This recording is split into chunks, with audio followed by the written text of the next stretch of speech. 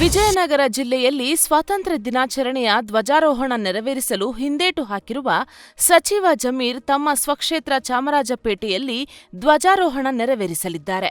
ಇವತ್ತು ಬೆಳಗ್ಗೆ ಈದ್ಗಾ ಮೈದಾನದಲ್ಲಿ 80ನೇ ಸ್ವಾತಂತ್ರ್ಯೋತ್ಸವದ ಧ್ವಜಾರೋಹಣ ನೆರವೇರಿಸಲಿದ್ದಾರೆ. ಈಗಾಗಲೇ ವಿಜಯನಗರ ಜಿಲ್ಲೆಯ ಉಸ್ತುವಾರಿ ಬೇಡವೆಂದು ಸಿಎಂ ಡಿಕೆಶಿಗೆ ಜಮೀರ್ ಅಹಮದ್ ಪತ್ರ ಬರೆದಿದ್ದಾರೆ.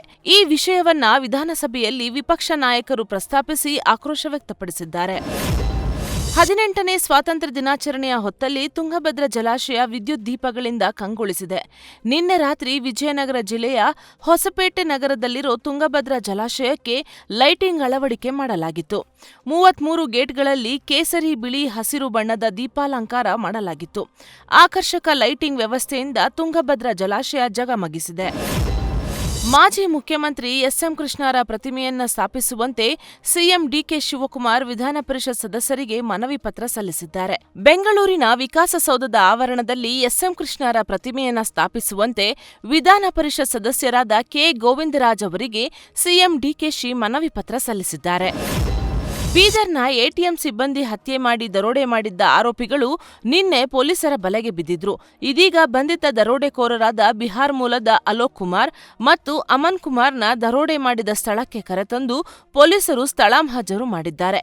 ಬೀದರ್ನ ಶಿವಾಜಿ ವೃತ್ತದ ಬಳಿಯ ಎಸ್ಬಿಐ ಎಟಿಎಂ ಬಳಿ ಸ್ಥಳ ಮಹಜರು ನಡೆದಿದೆ. ಚಿಕ್ಕಮಗಳೂರು ಜಿಲ್ಲೆಯ ಕಳಸಾ ತಾಲೂಕಿನ ಹಲವು ಕುಗ್ರಾಮಗಳಲ್ಲಿ ಮೊಬೈಲ್ ನೆಟ್ವರ್ಕ್ ಸಮಸ್ಯೆ ತೀವ್ರ ಸ್ವರೂಪ ಪಡೆದುಕೊಂಡಿದೆ. ಹೊರನಾಡು, ಬಲಿಗೆ, ಮೆಣಸಿನಹಾಡಿಯ, ಎಸ್ಕೆ ಮೇಗಲ್, ಸಂಸೆ, ಕಳಗೋಡು, ಬಾಳೆಹೊಳೆ, ಹಿರೇಬೈಲ್ ಹಾಗೂ ಸಂಕಸಾಲೆ ಸೇರಿದಂತೆ ಹಲವು ಗ್ರಾಮಗಳಲ್ಲಿ ಗ್ರಾಮಸ್ಥರು ಪರದಾಡುತ್ತಿದ್ದಾರೆ. ದೇಶದಾದ್ಯಂತ 5G ತಂತ್ರಜ್ಞಾನವಿದ್ರೂ ಈ ಭಾಗದ ಜನರು ಕರೆ ಮಾಡಲು ಅಥವಾ ಒಂದು ತುರ್ತು ಮೆಸೇಜ್ ಕಳುಹಿಸಲು ಸಿಗ್ನಲ್ಗಾಗಿ ಗುಡ್ಡ ಬೆಟ್ಟಗಳನ್ನು ಹತ್ತುವುದೇ ಕಾಯಕವಾಗಿದೆ.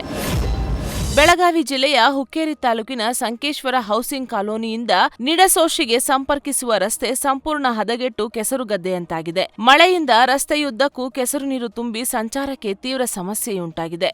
ನಿಡಸೋಶಿ ಸಂಕೇಶ್ವರ ಸಂಪರ್ಕಿಸುವ ಇದು ರಸ್ತೆಯೋ ಕೆಸರು ಗದ್ದೆಯೋ ಎನ್ನುವಂತಾಗಿದೆ. ಶಿಕ್ಷಕರ ನೇಮಕಾತಿಯಲ್ಲಿ ಉರ್ದು ಮಾಧ್ಯಮದ ಶಿಕ್ಷಕರ ಹುದ್ದೆಗಳನ್ನು ಕಡೆಗಣಿಸಲಾಗಿದೆ ಎಂದು ಆರೋಪಿಸಿ ಟಿಪ್ಪು ಕ್ರಾಂತಿ ಸೇನೆಯ ನೇತೃತ್ವದಲ್ಲಿ ವಿದ್ಯಾರ್ಥಿಗಳು ಪ್ರತಿಭಟನೆ ನಡೆಸಿದರು.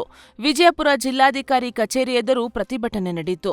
ರಾಜ್ಯ ಸರ್ಕಾರವು ಒಟ್ಟು 15,000 ಸರ್ಕಾರಿ ಶಾಲಾ ಶಿಕ್ಷಕರ ನೇಮಕಾತಿಗೆ ಆದೇಶ ಹೊರಡಿಸಿದೆ. ಆದರೆ ಈ ನೇಮಕಾತಿ ಪ್ರಕ್ರಿಯೆಯಲ್ಲಿ ಉರ್ದು ಮಾಧ್ಯಮ ಶಾಲಾ ಶಿಕ್ಷಕರ ಹುದ್ದೆಗಳನ್ನು ಭರ್ತಿ ಮಾಡಲು ಸರ್ಕಾರ ಹಿಂದೇಟು ಹಾಕುತ್ತಿದೆ ಎಂದು ಪ್ರತಿಭಟನಾಕಾರರು ತೀವ್ರ ಆಕ್ರೋಶ ವ್ಯಕ್ತಪಡಿಸಿದರು.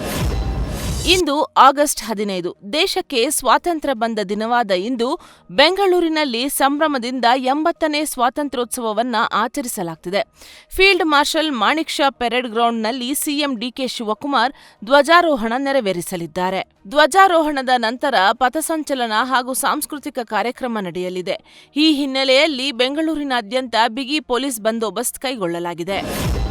ಭಾರತದ 80ನೇ ಸ್ವಾತಂತ್ರ್ಯ ದಿನಾಚರಣೆ ಪ್ರಯುಕ್ತ ಚಿತ್ರದುರ್ಗದ ಕಲಾವಿದ ಡಿಎಂ ವೀರೇಶ್ ಕೈಚಳಕದಲ್ಲಿ ಮೂಡಿದ ವಿಶೇಷ ಕಲಾಕೃತಿಯ ಪೇಂಟಿಂಗ್ ಸದ್ಯ ಸಾಕಷ್ಟು ಸದ್ದು ಮಾಡ್ತಿದೆ. ಈ ಶತಮಾನದ ಯುವಜನಾಂಗ ಜೆನ್ಜಿಯನ್ನ ಆಧರಿಸಿ ರಚಿಸಿದ ಕಲಾಕೃತಿ ಇದಾಗಿದ್ದು, ಇಂದಿನ ಸ್ಪರ್ಧಾತ್ಮಕ ಯುಗದಲ್ಲಿ ಜೆನ್ಜಿಯನ್ನ ರಾಷ್ಟ್ರೀಯತೆ ಕಡೆಗೆ ಕೊಂಡೊಯ್ಯುವ ಅವಶ್ಯಕತೆ ಇದೆ ಎನ್ನುವುದನ್ನ ಕಲಾಕೃತಿ ಸಾರುತ್ತಿದೆ. ನಮ್ಮ ರಾಷ್ಟ್ರದ ಭವಿಷ್ಯಕ್ಕಾಗಿ ಎಂಬ ಶೀರ್ಷಿಕೆ ಅಡಿ ಸುಮಾರು 10 ಗಂಟೆಗಳ ಕಾಲ ಈ ಚಿತ್ರವನ್ನ ಬರೆಯಲಾಗಿದೆ. 80ನೇ ಸ್ವಾತಂತ್ರ್ಯೋತ್ಸವ ಪ್ರಯುಕ್ತ ಲೋಕಾರ್ಪಣೆಯಾಗಲಿದೆ. ವಿಧಾನಸೌಧದ ಬಳಿ ಫ್ರೀಡಂ ಹಬ್ಬ ಹಿನ್ನೆಲೆ ಇವತ್ತು ವಿಧಾನಸೌಧ ಮೆಟ್ರೋ ನಿಲ್ದಾಣವನ್ನ ಬಂದ್ ಮಾಡಲಾಗಿದೆ. ಇಂದು ಬೆಳಗ್ಗೆ 10ರಿಂದ ರಾತ್ರಿ 9:30ರವರೆಗೂ ವಿಧಾನಸೌಧ ಮೆಟ್ರೋ ನಿಲ್ದಾಣ ಬಂದ್ ಆಗಿರಲಿದೆ. Doctor BR Ambedkar Vidhana Soudha metro ನಿಲ್ದಾಣದಲ್ಲಿ ಧ್ವಜಾರೋಹಣ ಕಾರ್ಯಕ್ರಮ ನಡೆಯಲಿದೆ. ಈ ಹಿನ್ನೆಲೆ ವಿಧಾನಸೌಧ ನಿಲ್ದಾಣದಲ್ಲಿ ಪ್ರಯಾಣಿಕರ ಪ್ರವೇಶ ಮತ್ತು ನಿರ್ಗಮನಕ್ಕೆ ನಿರ್ಬಂಧ ವಿಧಿಸಲಾಗಿದೆ.